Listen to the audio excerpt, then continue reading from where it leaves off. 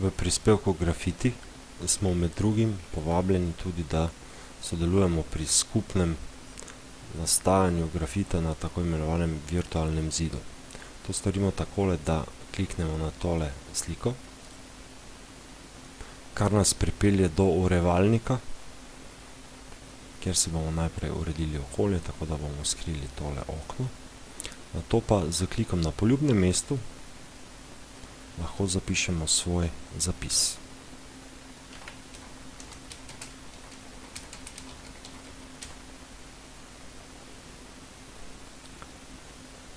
Besedilo lahko tudi oblikujemo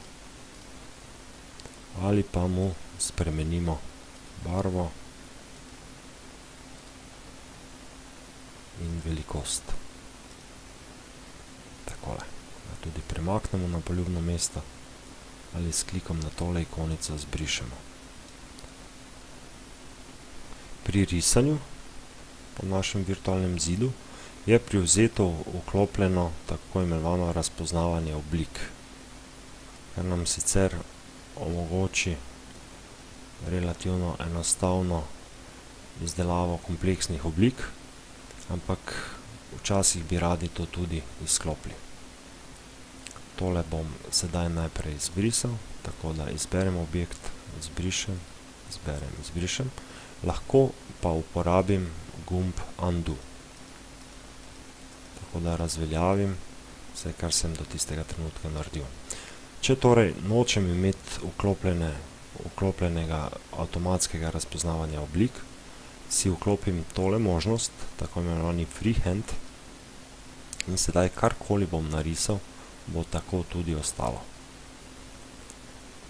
Tudi ti objekti se dajo povečevati, premikati ali brisati.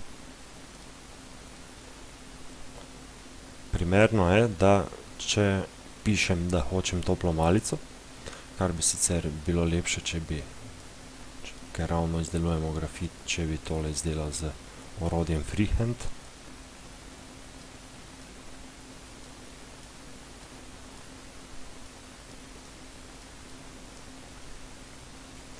Tudi tej črti lahko spremenim debelino ali barvo.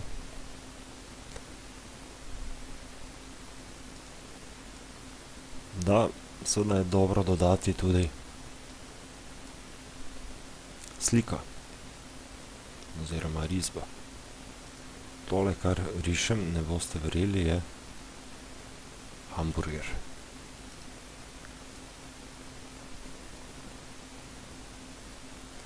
Torej, kakršnokoli sporočilo že imate, bodisi ljubezensko, politično ali kakšno drugo, ga lahko tukaj zapišete. Ampak vaše sporočilo bo vidno ostalim obiskovalcem bloga komaj takrat, kadar boste tukaj v orodjarni poiskali gumb Shrani in ga pritisnili seveda. Kljub temu, da se niste prijavili, imate to možnost, da shranite izdelek. Ko ste shranili, lahko okno, kjer ste ustvarjali, seveda zaprete, se vrnete na tale zapis, pritisnete gumb Osveži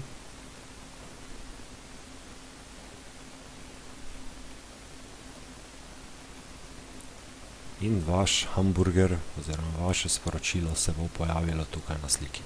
Vidno vsem ostalim uporabnikom, tako da lahko tudi kasneje ostali dodajo na ta virtualni zid ali lahko seveda tudi kaj zbrišejo.